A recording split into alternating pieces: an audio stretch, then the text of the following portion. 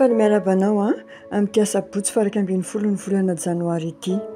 Ny rapsodiny famarinana anio dia mitondra ny lohahevitra hoe ny andron'ny voninahitra lehibe. Ny teny fanokafana dia nalaina tao amin'ny Jakoba 5:7 ka hatramin'ny 9 mivaky toy izao amin'ny anaran'i Jesosy.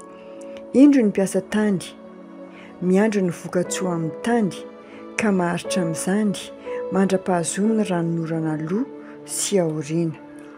Jesosy Tompo dia hoarina amin'iray izay mpiasa tany, ary isika tenan'i Kristy no vokatra sarobidin'ny tany izay andrasany.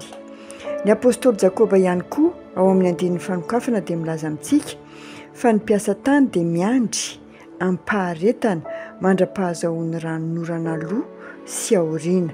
Jakoba 5:7. Fantatsika fa amin'ny Israely ny ranonorana aoriana dia nanomboka tamin'ny andron'ny Pentekosta.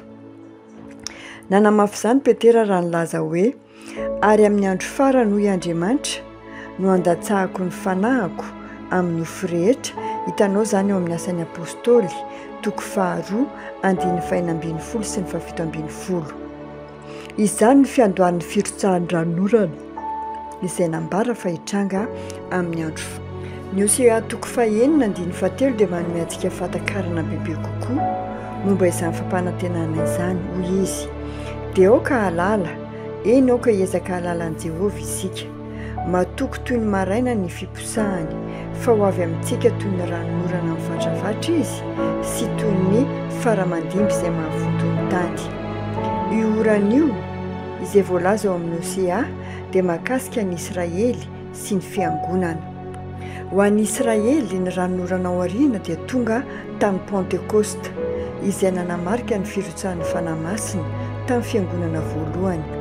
Kanefa tao amin'ny fiangonana, ny firotsahan'ny ranonorana tamin'ny andro Pentekosta dia tsy ny ranonorana aoriana fa ny ranonorana aloha. Ny ranonorana aloha dia ny ranonorana amin'ny fotoam-pamafazana, ny orana izay tonga aorian'ny famafazana ny tenin'Andriamanitra ka mahatonga azy hitsimoka sy hitombo. Ny asan'ny apôstôly 2 dia nanamarika ny fanombohan'ny fiangonana tamin'ny fidinan'ny fanahy masina, fiandohan'ny vanim-potoana vaovao ho an'ny fiangonana. Ny mpaminany Hagai ihany koa dia niresaka momba ny voninahitra lehibe ho avy. Hoy izy eo amin'ny Hagai 2:7. Ny voninahitra ity trano ity any aparany dia ho lehibe noho ny tany aloha. Midika izany fa na dia be voninahitra aza ny ranonorana aloha, ny ranonorana farany izay iainantsika ankehitriny dia mihoatra lavitra noho izay hitantsika tany am-boalohany. Miaina isika izao amin'ireo andron'izany firotsahan'ny ranonorana lehibe izany izay anehoan'ny fiangonana bebe kokoa ny voninahitran'Andriamanitra sy ny heriny. Petera sy Jakoba ary Jaona dia niaina tamin'ny andro farany amin'ny Israely, fa isika kosa miaina amin'ny andro farany amin'ny fiangonana. Ny ranonorana aoriana ho an'ny Israely dia ranonorana aloha ho an'ny fiangonana. Aleloia! Ary miaina amin'ny fotoana ny fahafenoan'ny ranonorana aoriana isika izao. Aleloia! Manasanao ahy hamerina izao vavaka izao amin'ny fonao rehetra. Ray malalo, faly aho mahafantatra fa izaho dia isan'ny vokatra ao sarobidy, nitsimoka avy tamin'ny ranonorana aloha sy aoriana. Misaotra anao no voninahitra lehibe izay miseho amin'ny fiangonana ankehitriny amin'izao andro farany izao.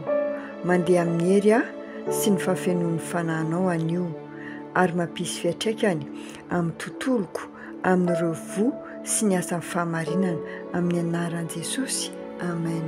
Dia mirary tontolo andro mahafinaritra ho anao tompoko, tahin'Andriamanitra manokana ianao.